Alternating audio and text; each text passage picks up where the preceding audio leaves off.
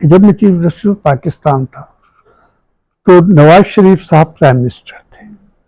انہوں نے through ministry of law مجھے ایک لیٹر بھیجا جس میں یہ پرپوز کیا یا ریکویسٹ کی کہ سپریم کورٹ میں 6 ججز کی تعداد بڑھا دی جائے. یعنی اس وقت ہم 16+1 17 ججز تھے. اس میں یہ پرپوز کیا تھا کہ 23 ججز کر لیے جائیں. میں نے اپنا مائنڈ اپلائی کیا اور میں نے ریگریٹ کر لی کہ جی میرے حساب سے یہ ایپٹ ڈیسیشن نہیں ہوگا. اس کا ریزن یہ لکھا تھا کہ it is the quality which matters not the quantity. اب اس کا ریئیکشن کیا ہوا کہ ایک وکلا کا وفد جس میں چاروں پروونسز کی بار کونسل کے ممبرز تھے, پاکستان بار کونسل کے ممبرز تھے اور سپریم کورٹ بار کے ممبرز تھے. ان لوگوں نے مجھ سے ایک میٹنگ کی ریکویسٹ کی اور میں نے انہیں انوائٹ کیا کہ آئیے آپ اس ٹاپک پہ بات کرنے کے لیے.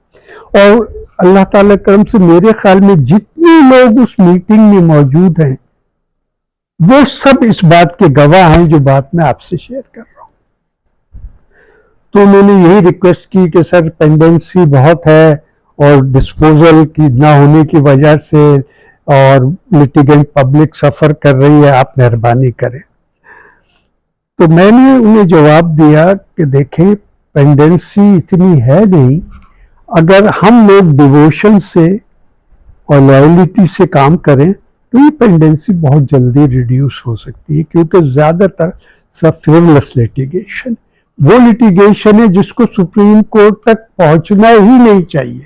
مثلاً فیملی ڈسپیوٹ سے ریلیٹڈ کیسز, مثلاً کرایہ داری کے مقدمات, مثلاً عام نوعیت کے سول مقدمات, مثلاً سروسز ٹریبیونل کے معاملات جن کے لیے اسپیسیفک فورم کانسٹیٹیوشن میں فارمولیٹ کیا گیا آرٹیکل 212 میں.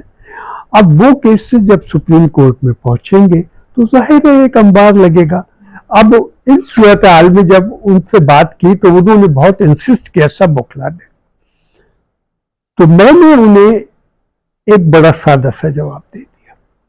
کہنے چلیے, میں نے کہا کہ آپ سب کی بات میں مان لیتا ہوں اور ہم ایسے کرتے ہیں کہ 6 ججز کی اپائنٹمنٹ کے لیے میں ایگری کر جاتا ہوں, میں اپنا لیٹر وڈرا کر لوں, آپ میری ایک بات مان لیجئے.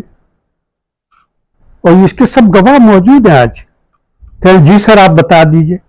میں نے کہا میں آپ میں سے 6 وکلا کو ابھی سلیکٹ کر لیتا ہوں, آپ کانسنٹ دے دیجئے, میں وہاں سے کروا کے ود ان 1 month آپ کو اپوائنٹ کر دوں گا سپریم کورٹ کا.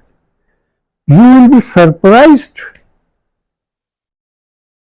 کہ out of those senior or competent 6 lawyers who were sitting with me at that time, none of them agreed. بھائی اب آپ کروڑوں روپے میں فیس لے رہے ہیں تو آپ کیوں آئیں گے؟ تو یہ کچھ ایسے البیات ہیں, اور میں سمجھتا ہوں کہ ایسے لوگوں کی جوڈیشری میں ضرورت بھی نہیں ہے جنہیں پیسے کی حوث ہے. ایک عام پرسیپشن یہ ہے کہ جس کی تنخواہیں بڑھ گئی ہیں تو اب کرپشن کم ہو جائے گی. میں ہمیشہ سے ایک بات کہتا آیا ہوں کہ کرپشن کا پیسے سے کوئی تعلق نہیں. جو ایماندار آدمی ہیں وہ پیٹ پہ پتھر باندھ کے فاقہ کشی کر کے بھی ایماندار رہے گا, اور جسے کرپشن کرنی ہے تو یہ تو ایک بیماری ہے, یہ جتنی کرپشن کرے گا اتنی یہ حافظ بڑھتی جائے گی. تو یہ ساری وجوہات ہیں. تو بس مختصراً وہی بات ریپیٹ کر رہا ہوں کہ صرف میرٹ کو کرائٹیریا بنا لیجیے اور ہر قسم کی عصبیت اور تعصبات سے باہر آ جائیے.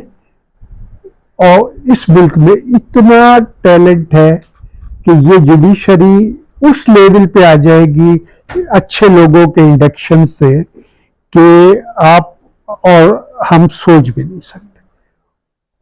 اور آج بھی خاص طور پہ سندھ ہائی کورٹ کے ریفرنس سے میں یہ بات کہتا ہوں کہ بہت زیادہ تو نہیں لیکن بہت سارے بڑے قابل لوگوں نے یہ قربانی دی ہے جن کا انڈکشن جوڈیشری میں ہوا ہے.